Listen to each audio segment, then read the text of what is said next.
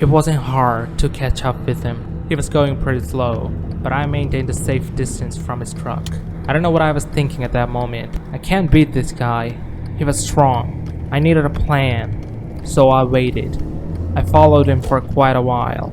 I couldn't see houses or lights anymore. There were only forests on both sides of the road. It was creeping me out. Then the thought of calling someone for help passed through my mind. He turned left, went to a new road. He was entering an old town. I don't know which town it was. I've never been there. But the whole place was abandoned.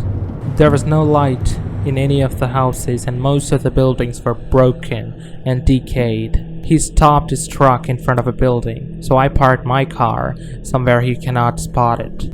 I could see that he was taking Toby into the building. It looked like an old restaurant. I stood there for a couple of minutes, waiting for the perfect time, but I wasn't brave enough, because even if a murder happened in this town, nobody would know about it.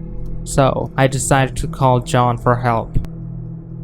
And then that guy came out of the building. However, Toby was not with him. I knew he was still in that building, but why did he do that? And the next thing he did also surprised me. He just drove off. Anyway, at that moment, I knew I could do it. All I have to do is just go inside and get my dog before he comes back. It was scary, but I had to do it, so I started moving. When I got in, it was so dark in there. I switched on the flashlight of my phone. It was so filthy inside the restaurant, and I could see large wooden boxes in there. It looked like animal cages to me. I saw a door, and I hoped Toby would be in there.